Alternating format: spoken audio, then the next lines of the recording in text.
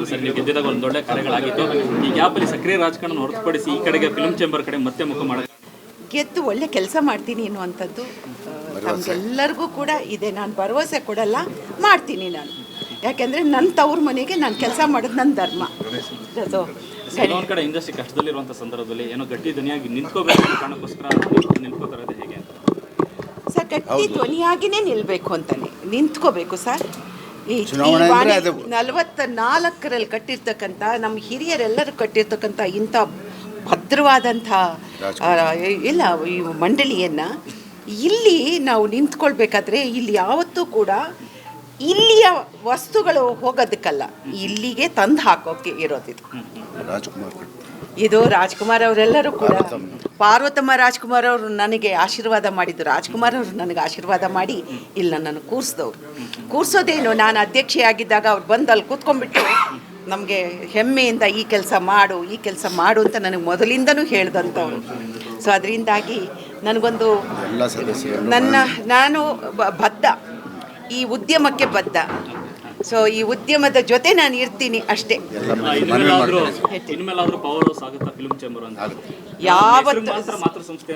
ಇಲ್ಲ ಸರ್, ಖಂಡಿತವಾಗ್ಲೂ ಇಲ್ಲ ಸರ್. ಎಲ್ಲ ಒಗ್ಗಟ್ಟು ನೋಡಿಬೇಕಾದ್ರೆ ಒಂದು ಮಾತು ಕೇಳ, ಆಗ್ತಿಲ್ಲ, ಒಂದು ಒಳ್ಳೆ ಕೆಲಸಗಳನ್ನು ಮುಂದಾಕಾಗ್ತಿಲ್ಲ, ಬೇರೆ ಭಾಷೆ ಅವಳಿಗಳನ್ನ ತಡೆಯಕ್ಕಾಗ್ತಿಲ್ಲ, ಮತ್ತೇನು ಮಾಡ್ತಾ ಇದ್ದಾರೆ ಅನ್ನೋ ಸರ್. ಒಂದೇ ಹೇಳ್ತೀನಿ, ನಾವು ಬರೀ ಜಗಳ ಮಾಡ್ಕೊಳ್ತಾ ಇದ್ದರೆ ಏನೂ ಕೆಲಸಗಳಾಗಲ್ಲ. ನಾವು ಇಲ್ಲಿ ಬರೋದೇ ಕೆಲಸಕ್ಕೋಸ್ಕರ. ಕೆಲಸ ಮಾಡಬೇಕು ಅಂದರೆ ನಾವು ಜಗಳಗಳು ಕಮ್ಮಿ ಮಾಡಿ ಎಲ್ಲರನ್ನೂ ಒಳಗೊಂಡಂತೆ ಮಾಡಬೇಕಾಗತ್ತೆ ಸರ್. 3 ವಲಯದ ಜೊತೆಯಲ್ಲಿ ಇಡೀ ಚಿತ್ರೋದ್ಯಮ ತಾವು ನೆನಪಿಸ್ಕೋಬೋದು. ಇಡೀ ಚಿತ್ರೋದ್ಯಮವನ್ನು ನಾನು ಅಧ್ಯಕ್ಷೆಯಾಗಿ ಬಂದಿದ್ದಾಗ 15 ದಿನ ಚಿತ್ರೀಕರಣವನ್ನು ನಿಲ್ಲಿಸಿ ಅಮೃತ ಮಹೋತ್ಸವವನ್ನು ಮಾಡಿದ್ವಿ. 3 ದಿನ ಸಂಭ್ರಮಿಸ್ಕೊಂಡ್ವಿ. ಅದು ಚಿತ್ರರಂಗದ ಶಕ್ತಿ. ಒಬ್ಬ ಹೆಣ್ಣು ಮಗಳನ್ನು ನಿಲ್ಲಿಸಿ ಅವಳಿಗೆ ಪ್ರೋತ್ಸಾಹಿಸಿ ಘನತೆಯನ್ನು ತಂದುಕೊಟ್ಟಂಥದ್ದು ಈ ವಾಣಿಜ್ಯ ಮಂಡಳಿ. ಅದರಿಂದಾಗಿ ನನಗೆ ಸಂಪೂರ್ಣವಾಗಿ ನನ್ನ ಉದ್ಯಮದ ಬಗ್ಗೆ ಗೌರವ ಇದೆ. 3 ವಲಯ ಮತ್ತು ಇಡೀ ಚಿತ್ರೋದ್ಯಮ ನಾನು ಯಾವತ್ತೂ ಕೂಡ ಮರೆಯೋದಿಲ್ಲ. ನಂತರ ಗಣೇಶ್ ಅವರು ಕಾರ್ಯದರ್ಶಿಯಾಗಿ ನಿಂತಿದ್ದಾರೆ. ಅವರು ಕೆಲಸದಲ್ಲಿ ದೈತ್ಯ, ಅವರಿಗೆ ತುಂಬ ಒಳ್ಳೆ ಕೆಲಸವನ್ನು ಮಾಡಿದ್ದಾರೆ.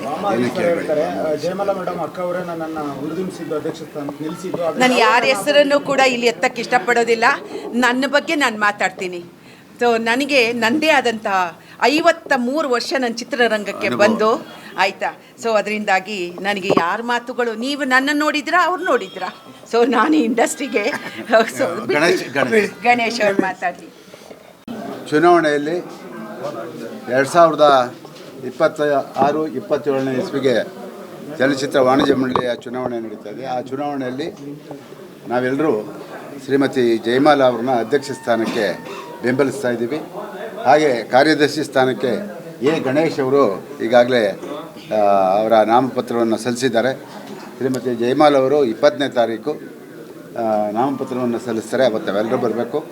ನಾನು ಈ ಮುಖಾಂತರ ನನ್ನ ಎಲ್ಲ ಚಲನಚಿತ್ರ ವಾಣಿಜ್ಯ ಮಂಡಳಿಯ ಸದಸ್ಯರಲ್ಲಿ ನಾನು ಮನವಿ ಮಾಡಿಕೊಳ್ತೀನಿ, ಕೆಲಸ ಮಾಡೋರಿಗೆ ಬೆಂಬಲಿಸಿ. ನಮ್ಮ ಅಭ್ಯರ್ಥಿ ಜಯಮಾಲ್ ಅವರು, ಗಣೇಶ್ ಅವರು. ನಮಸ್ಕಾರ. ಅಧ್ಯಕ್ಷ ಸ್ಥಾನಕ್ಕೆ ಈ ಸರಿ ಅಖಾಡ ನೋಡ್ರೆ ತುಂಬ ದೊಡ್ಡದಾಗಿ ಇದೆ. ಈ ಕಡೆ ಭಾಮಾರೀಶ್ವರು, ಈ ಕಡೆ ಜಯಮಾಲ್ ಅವರು, ಮುಂದೆ ಮುನಿರತ್ನವರು ನಿಂತಾರೆ ಅಂತ ಇರುವಂಥದ್ದು. ಸೊ ಹೇಗೆ ಸರ್ ಅಂತ, ಹೇಗೆ ಸಿದ್ಧತೆ ನಡೀತಿದೆ? ಇಲ್ಲಿ ಅಖಾಡ ಏನೇ ದೊಡ್ಡದಾಗಿದ್ದರೂ ಗೆಲ್ಲೋದು ಒಬ್ಬರೇ ಯಾರೇ ನಿಂತರೂ ಗೆಲ್ಲೋದು ಒಬ್ಬರೇ. ನನಗೊಂದು ಭರವಸೆ ಇದೆ, ನನ್ನ ಜೊತೆಯಲ್ಲಿ ಇವತ್ತಿನ ಯೂತ್ ಏನಿದ್ದಾರೆ, ನಿರ್ಮಾಪಕರು ನನ್ನ ಜೊತೆಲಿದ್ದಾರೆ, ಹಳಬರು ಇದ್ದಾರೆ, ಎಲ್ಲ ಇದ್ದಾರೆ. ನನ್ನ ಒಂದೇ ಒಂದು ಏನಪ್ಪ ಅಂತೇಳಿ, ಒಂದು ಸಲ ಪ್ರೆಸಿಡೆಂಟ್ ಆದವರು ಮತ್ತೆ ರಿಪೀಟ್ ಆಗಬಾರ್ದು ಅಂತ. ಯಾಕಂದರೆ ಅವರೇ ರಿಪೀಟ್ ಆಗ್ತಾಯಿದ್ರೆ ಬೇರೆಯವ್ರಿಗೆ ಅವಕಾಶ ಸಿಗೋಲ್ಲ. ಇವತ್ತಿನ ಯಂಗ್ಸ್ಟರ್ಸ್ಗಳು ತುಂಬ ಐಡಿಯಾಸ್ ಇದೆ, ನಾನು ಅವ್ರನ್ನ ಜೊತೆಲಿ ಇಟ್ಕೊಂಡಿದ್ದೀನಿ, ಅವ್ರ ಐಡಿಯಾಗಳನ್ನ ತೊಗೊಳ್ತೀನಿ. ಮತ್ತೆ ರಿಪೀಟ್ ಆಗಬಾರ್ದು ಅಂತ ನಂದು ಇದು. ಅವ್ರು ಕೇಳಿದ್ರೆ ಹೇಳ್ತಾರೆ ಅನುಭವ ಇದೆ ನಮಗೆ. ಅನುಭವ ಅವ್ರಿಗೆ ಫಸ್ಟು ಆಗಬೇಕಾದ್ರೆ ಏನು ಅನುಭವ ಇತ್ತು, ಅದೇ ಅನುಭವ ತಾನೇ ಇನ್ನೊಬ್ರು ಆಗೋವ್ರಿಗೆ. ನಾನು ಹೇಳೋದು ಅನುಭವ ಬರೋದಿಲ್ಲ ಇಲ್ಲಿ. ಯಾಕಂದರೆ ಅವರ ಆಫೀಸ್ ಬೇರೆಯವರಾಗೆ ಅಧ್ಯಕ್ಷ ಆಗಿರ್ತಾರೆ. ಅಲ್ವಾ? ಇಲ್ಲಿ ಬಂದಮೇಲೆ ಅನುಭವ ಆಗುತ್ತೆ. ಆಮೇಲೆ ಈ ಚೇಂಬರ್ಗೆ ಬಂದ್ಬಿಟ್ಟು ಅನುಭವ ಬೇಕಾಗಿಲ್ಲ, ಸಿನಿಮಾ ಮಾಡಿರಬೇಕು, ರನ್ನಿಂಗ್ ಸಿನಿಮಾ ಮಾಡ್ತಾ ಇರಬೇಕು. ಇವತ್ತು ಏನಿದೆ ಅದು ಗೊತ್ತಾಗುತ್ತೆ. ಅದು ಬಿಟ್ಬಿಟ್ಟು ಯಾವಾಗೋ ಸಿನಿಮಾ ಮಾಡಿಬಿಟ್ಟು ಅನುಭವ ಅಂತ ಹೇಳ್ಬಾರ್ದು. ಇವತ್ತಿನ ಪರಿಸ್ಥಿತಿ ಹೆಂಗಿದೆ, ಇವತ್ತು ಲಾಸ್ಟು 2 ಸಿನಿಮಾ ದೊಡ್ಡ ಸಿನಿಮಾ ಏನಾಯಿತು ಅಂತ ಗೊತ್ತಲ್ಲ. ನಾವು ಯಾಕೆ ಉಳಿಸ್ಕೋಬೇಕು ಚಿತ್ರರಂಗನ, ಅದನ್ನು ಯೋಚನೆ ಮಾಡಬೇಕು. ಇಲ್ಲಿ ಅನುಭವ ಅಂದರೆ ಇಲ್ಲೇನು ಮನೆ ಕಟ್ಟಬೇಕಾಗಿಲ್ಲ, ರೋಡ್ ಮಾಡಬೇಕಾಗಿಲ್ಲ. ಅನುಭವಗೆ ಸಿನಿಮಾ ಮಾಡಿದರೆ ಅನುಭವ ಇರ್ತಿದೆ. ನಾವು ಹೇಳೋದು ಒಳ್ಳೆ ಕತೆ, ಒಳ್ಳೆ ಇದು ಮಾಡಿದಾಗ ಜನ ಥಿಯೇಟ್ರಿಗೆ ಬರ್ತಾರೆ. ಅರ್ಥ ಆಯ್ತಾ? ಅನುಭವ ಬೇಕು ಅಂತ ಅವೆಲ್ಲ ಸುಳ್ಳು. ಈಗ ನಿಮ್ಮ ಬದಲಾವಣೆ ಸರ್, ಒಂದು ವೇಳೆ ಆಗಿದ್ರೆ ನನ್ನ ಬದಲಾವಣೆ ಏನಂತ ಹೇಳಿದ್ರೆ, ನಾವು ವಿಧಾನಸೌಧಕ್ಕೆ ಹೋಗೇ ನಾವು ಏನು ಕೆಲಸ ಮಾಡಬೇಕಾಗಿಲ್ಲ, ಎಲ್ಲಿ ಬೇಕಾದ್ರೂ ಕುತ್ಕೊಂಡು ಮಾಡ್ಬೋದು. ಇವಾಗ 10 ಲಕ್ಷ ಸಬ್ಸಿಡಿ ಇರೋದನ್ನ 15 ಲಕ್ಷ ಮಾಡಬೇಕು. ಸಣ್ಣ ಪುಟ್ಟ ಪ್ರೊಡ್ಯೂಸರ್ಸ್ಗೆ ಅನುಕೂಲ ಆಗಬೇಕು. ಈಗ ಎಲ್ಲರೂ ಹೇಳ್ತಾರೆ ನಾವು ಹಂಗೆ ಮಾಡ್ದೆ ಅಂತ. ಇವತ್ತು 2 ವರ್ಷ 3 ವರ್ಷ ಆಗಿದೆ, ಇನ್ನೂ ಸಬ್ಸಿಡಿ ಬಂದಿಲ್ಲ. ಎಲ್ಲಿ ಹೋಗಿದ್ರು ಇಷ್ಟು ದಿವಸ? ಮಾಡ್ಬೋದಾಯ್ತಲ್ಲ, ಸಬ್ಸಿಡಿ ಮಾಡಿಸ್ಬೋದಾಯ್ತಲ್ಲ. ಕೈಯಲ್ಲಿ ಪವರ್ ಇದ್ದಾಗೆ ಮಾಡ್ಸೋಕ್ಕಾಗಿಲ್ಲ ಅಂದಾಗ ಇಲ್ಲಿ ಬಂದು ಮಾಡ್ಸೋಕ್ಕಾಗತ್ತೆ. ಇವಾಗ ನಮ್ಮ ಉದ್ದೇಶ ಏನಂದರೆ ಎಲ್ಲರೂ ಕರ್ಕೊಂಡು ಒಗ್ಗಟ್ಟಾಗಿ ಸಬ್ಸಿಡಿ ಆ ವರ್ಷ ಏನಿದೆ ಸಬ್ಸಿಡಿ ಆ ವರ್ಷವೇ ಬರಬೇಕು. ಅದೇ ನನ್ನ ಉದ್ದೇಶ. ಫಿಲ್ಮ್ ಚೇಂಬರ್ಗೆ ಅಂದರೆ ಪಾರ್ಟಿಗಳು ಅಂದರೆ ಕಾಂಗ್ರೆಸ್ ಆಗಲಿ BJP ಸಪೋರ್ಟಿವ್ ಸ್ವಲ್ಪ ಜಾಸ್ತಿ ಸರ್. ಇಲ್ಲಿ ಸಿನಿಮಾ ಪ್ರೊಡ್ಯೂಸರಲ್ಲಿ ಯಾವ ಪಾರ್ಟಿನೂ ಇಲ್ಲ ಸರ್. ಯಾವತ್ತು ಈ ಪಾರ್ಟಿ ಗೀಟಿ ಎಲ್ಲ ತಂದರೆ ಚೇಂಬರು ಇದಾಗ್ಬಿಡುತ್ತೆ. ಯಾವ ಪಾರ್ಟಿನೂ ಇಲ್ಲ. ಇಲ್ಲಿ ನಿರ್ಮಾಪಕರ ಪಾರ್ಟಿ ಅಷ್ಟೇ. ಇಲ್ಲಿ ಪಾರ್ಟಿ ತರಬಾರ್ದು, ಯಾವ ಪಾರ್ಟಿನೂ ತರಬಾರ್ದು. ತಂದರೆ ಅದು ತಪ್ಪು. ಮುನಿರತ್ನವರು ನಿಂತರ ವಿಚಾರವಾಗಿ ಸರ್, ಮುನಿರತ್ನವರು ನಾನು 45 ವರ್ಷ ಫ್ರೆಂಡು. ಮುನಿರತ್ನವರು ನಮ್ಮ ಹತ್ರ ಇನ್ನೂ ಏನು ಹೇಳಿ ನಾನು ನಿಲ್ತೀನಿ ಅಂದರೆ ಅವ್ರು ನಿಂತರೂ ಸ್ವಾಗತ ಸರ್. ಯಾಕಂದರೆ ನಿಲ್ಲೋರ್ನ ಯಾರು ನಿಲ್ಬೇಡ ಅವ್ರು ನಿಲ್ಬೇಡ ಅಂತ ಯಾವತ್ತೂ ಯಾರಿಗೂ ಹೇಳಬಾರ್ದು. ಮುನಿರತ್ನವ್ರು ಬಂದರೂ ಸ್ವಾಗತ ಸರ್. ಸ್ಪರ್ಧೆ ಮಾಡೋಣ, ಹೆಲ್ತಿಯಾಗಿ ಮಾಡೋಣ. ಒಬ್ಬರ ಮೇಲೆ ಅಪವಾದ ಮಾಡೋದು, ಇನ್ನೊಬ್ಬರು ಹಾಗೆ ಅಂತ ಹೀಗೆ ಅಂತ ಹೇಳೋದು ಅವೆಲ್ಲ ಏನೂ ಇರಬಾರ್ದು. ಎಲ್ಲರೂ ಮಾಡೋಣ. ಒಂದು ದಿವಸ ಎಲೆಕ್ಷನ್ ಅಷ್ಟೇ. ಮಾನ್ಯ ದಿವಸ ಎಲ್ಲ ನಿರ್ಮಾಪಕರು ಒಂದೇ. ಅದು ಬಿಟ್ಬಿಟ್ಟು ಅವ್ನು ಸರಿಗಿಲ್ಲ, ಇವ್ನು ಸರಿಗಿಲ್ಲ, ಅವ್ನು ಬಂದರೆ ಹಿಂಗೆ ಮಾಡೋದಲ್ಲ. ನಾವಾದರೆ ವಿಧಾನಸೌಧಕ್ಕೆ ಹೋಗ್ಬಿಡ್ತೀವಿ, ಅವ್ರು ಬಂದರೆ ವಿಧಾನಸೌಧ ದಾರಿನೇ ಗೊತ್ತಿಲ್ಲ. ಅವೆಲ್ಲ ಹೇಳ್ಬಾರ್ದು. ಅದು ಮಾತಲ್ಲ. ಅದು ಕೆಲಸ ಮಾಡಬೇಕು ಅಂದರೆ ಹಠ ಇರಬೇಕಷ್ಟೇ. ಪ್ರಬಲ ಸ್ಪರ್ಧಿಗಳಿದ್ದಾರೆ. ಸೊ ಇಬ್ಬರು ಮಾಜಿ ಸಚಿವರುಗಳು ಕೂಡ ಸ್ಪರ್ಧೆ ಮಾಡಿದ್ದಾರೆ. ಸೊ ಎಲ್ಲೋ ಒಂದು ಕಡೆ ಭಾರಿ ಪೈಪೋಟಿ ಆಗುತ್ತಾ? ಇಲ್ಲ, ನಾನು ಹೇಳೋದಂದರೆ ಇವಾಗ ಮುನಿರತ್ನವರು ಇನ್ನೂ ನಾಮಿನೇಷನ್ ಹಾಕಿಲ್ಲ. ಹಾಕಿದ್ಮೇಲೆ ಹೇಳ್ಬೋದು. ಇವಾಗ ಒಬ್ಬರು ಮಾಜಿ ಮಂತ್ರಿ ಹಾಕಿದ್ದಾರೆ. ನನಗೇನು ಪ್ರಬಲ ಅಂತ ಅನಿಸ್ತಾ. ನನ್ನ ಏನಿದೆ ನನ್ನ ಏಮಲ್ಲಿ ನಾನು ಮುಂದುವರಿತೀನಿ ಇಷ್ಟೇ. ನಿರ್ಮಾಪಕಿ ಕೇಳಿ. ಅಲ್ಲ, ರಾಜ್ಯದ ಚುನಾವಣೆ ನಡೆದಂಗೆ ಆಗ್ತೈತಿ ಸರಿ. ಏನೋ ನನಗೂ ಎಲ್ಲ ಹೊಸದು ಅನಿಸ್ತಾ ಇದೆ. ಸೊ ಈ ಒಂದು ವರ್ಷದಿಂದ ನಾನು ಇಲ್ಲಿ ಸೇವೆ ಮಾಡ್ಕೊಂಡು ಬಂದಿದ್ದೀನಿ. ಹೊಸ ಅನುಭವಗಳು. ಇದು ನನ್ನ 2ನೇ ಹೆಜ್ಜೆ ವಾಣಿಜ್ಯ ಮಂಡಳಿನಲ್ಲಿ. ನನ್ನ ಇಂಟೆನ್ಷನ್ ಏನಂದರೆ ನಾನು ಒಂದು ನಿರ್ಮಾಪಕಿಯಾಗಿ, ನಿರ್ದೇಶಕಿಯಾಗಿ, ನಟಿಯಾಗಿ ನಾನು ಏನೆಲ್ಲ ಸಂಕಷ್ಟಗಳನ್ನ ಅನುಭವಿಸ್ಕೊಂಡು ಬಂದಿದ್ದೀನಿ ಈ ಪೊಸಿಷನ್ಗೆ. ಸೊ ಅದು ಎಲ್ಲೋ ಒಂದು ಕಡೆ ಎಲ್ಲ ಸ್ಟೆಪ್ಪಲ್ಲೂ ಸಾಕಷ್ಟು ಸಮಸ್ಯೆಗಳನ್ನ ನಾನು ಎದುರಿಸ್ದೆ. ಇನ್ನು ಮುಂದೆ ಬರೋವಂಥ ಪ್ರೊಡ್ಯೂಸರ್ಸು, ಡಿಸ್ಟ್ರಿಬ್ಯೂಟರ್ಸ್, ಎಕ್ಸಿಬಿಟರ್ಸ್ ಆಗಲಿ ಅಥವಾ ಇವಾಗ ಇರೋ ಅಂಥವ್ರಾಗಲಿ ಈ ಒಂದು ಸಮಸ್ಯೆಗಳನ್ನ ಬಗೆಹರಿಸಬೇಕು. ಯಾವಾಗ ಈ ಸಮಸ್ಯೆಗಳು ಗೊತ್ತಾಗುತ್ತೆ ಅಂದರೆ ನಾವು ಸಿನಿಮಾ ಮಾಡ್ತಾ ಇದ್ದಾಗ ಏನೆಲ್ಲ ಸಮಸ್ಯೆಗಳು ಬರ್ತಾ ಇದೆ ಅಂತ ನಮಗೆ ಗೊತ್ತಾಗುತ್ತೆ. ಸೊ ಹಾಗಾಗಿ ಏನಾದರೂ ಒಂದು ಈಗ ನೋಡಿ, ಕೆಲವು ಪ್ರೊಡ್ಯೂಸರ್ ಬಗ್ಗೆ ಹೇಳಬೇಕಂದ್ರೆ ಪ್ರೊಡ್ಯೂಸರ್ಸು ಮನೆ ಮಠ ಮಾರ್ಕೊಂಡು ಸಿನಿಮಾ ಮಾಡಿರ್ತಾರೆ. ಕೋಟ್ಯಾಂತರ ರೂಪಾಯಿ ಹಾಕಿ ಸಿನಿಮಾ ಮಾಡಿರ್ತಾರೆ. ಅವ್ರ ಹೆಂಡತಿ ಒಡವೆ ಇಟ್ಟು ಮಾಡಿದಾರೋ, ಮನೆ ಮಾಡಿದಾರೋ ಸಿನಿಮಾ ಮಾಡಿರ್ತಾರೆ. ಅದೊಂದು ಉದ್ಯಮ ಅಂತ ನಾವು ಅದಕ್ಕೊಂದು ಇನ್ವೆಸ್ಟ್ ಮಾಡಿದಾಗ ಅದರಲ್ಲಿ ಪ್ರಾಫಿಟ್ ಬರದೆ ಹೋಗ್ಲಿರಿ, ಅಟ್ಲೀಸ್ಟ್ ಅಸ್ಲಿಗೆ ಮೋಸ ಇಲ್ಲಪ್ಪ ಅನ್ನೋ ಥರ ಬರೋ ಥರ ಇರಬೇಕು. ಈ ಒಂದು ಸಂಸ್ಥೆ ಎಲ್ಲ ಒಂದು ಉದ್ಯಮದಲ್ಲಿ ಒಂದು ಸಂಸ್ಥೆ ಅಂತ ಏನಕ್ಕೆ ಮಾಡ್ತಾರೆ, ಆ ಸಂಸ್ಥೆಯಿಂದ ಆ ಒಂದು ಉದ್ಯೋಗಕ್ಕೆ ಒಂದು ಸಪೋರ್ಟ್ ಆಗಲಿ ಅನ್ನೋದಕ್ಕೆ ಒಂದು ವಾಣಿಜ್ಯ ಮಂಡಳಿ ಆಗಲಿ, ನಿರ್ಮಾಪಕರ ಸಂಘ ಆಗಲಿ ಅಥವಾ FKCC ನೋಡಿ ಎಲ್ಲ ಕೈಗಾರಿಕಾ ಅವ್ರಿಗೆ ಒಂದು ಸಾಲ ಕೊಡ್ತಾರೆ. ಅಲ್ಲಿ ಏನಾದರೂ ಒಂದು ಪ್ರಾಬ್ಲಮ್ ಆದರೆ ಕೈ ಹಿಡಿತಾರೆ. ಸೊ ಈ ವಾಣಿಜ್ಯ ಮಂಡಳಿಯಲ್ಲಿ ಎಲ್ಲೋ ಒಂದು ಕಡೆ ಆ ಒಂದು ಸಹಾಯಗಳಲ್ಲೆಲ್ಲ ಒಂದು ಸ್ವಲ್ಪ ಹಿನ್ನಡೆ ಆಗ್ತಾ ಇದೆ ಅಂತ ಅನ್ನಿಸ್ತು. ಇನ್ನು ಮುಂದೆ ಮಾಡೋವಂಥವ್ರಿಗೆ ಅದು ಸಪೋರ್ಟ್ ಆಗಲಿ. ಡಿಸ್ಟ್ರಿಬ್ಯೂಟರ್ಸ್ ಬಗ್ಗೆ ಹೇಳಬೇಕಂದ್ರೆ ನೋಡಿ, ಎಷ್ಟೋ ಥಿಯೇಟ್ರ್ಗಳು ಬಾಕ್ಲಾಗ್ತಾ ಇದೆ.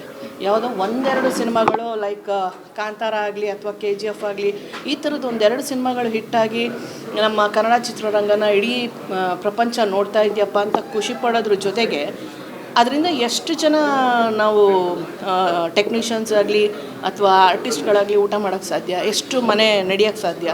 ಬೇರೆ ಬೇರೆ ಸ್ವಲ್ಪ ಸಣ್ಣ ಪುಟ್ಟ ಸಿನಿಮಾಗಳು ಸಹ ಬರ್ತಾ ಇರಬೇಕು, ಬೇರೆ ಸಿನಿಮಾಗಳು ಸಹ ಸ್ಟಾರ್ಟ್ ಆಗಬೇಕು. ಆವಾಗ ಚಿತ್ರರಂಗ ಬೆಳೆಯುತ್ತೆ, ಎಲ್ಲರಿಗೂ ಒಂದು ಕೆಲಸ ಸಿಗುತ್ತೆ. ಕೈ ತುಂಬ ಕೆಲಸ ಇದ್ದರೆ ಮಾತ್ರ ಚಿತ್ರರಂಗ ಮುಂದಕ್ಕೆ ಹೋಗೋಕ್ಕೆ ಸಾಧ್ಯ. ಯಾವುದೋ ಒಂದೆರಡು ಸಿನಿಮಾಗಳಿಂದ ಮುಂದೆ ಹೋಗೋಕ್ಕಾಗಲ್ಲ. ಈ ಒಂದು ಎಲ್ಲ ನಿಟ್ಟಿನಲ್ಲಿ ನಾವು ಇಲ್ಲೇನೋ ಒಂದು ಕಡೆ ಎಲ್ಲರೂ ಕೈ ಜೋಡಿಸಿ ಒಂದೇನಾದರೂ ಸಪೋರ್ಟಿವ್ ಆಗಿರಬೇಕು. ನನ್ನ ಪ್ರಕಾರ ಆ್ಯಸ್ ಎ ವುಮನ್ ಎಂಟರ್ಪ್ರೈನರ್ ನಾನು ಬೇರೆ ಸಂಸ್ಥೆಗಳಿಗೂ ಸಹ ಒಂದು ಪಾರ್ಟ್ನರ್ಶಿಪ್ಪಲ್ಲಿ ಒಂದು ಹಣ ಹಾಕಿರ್ತೀವಿ.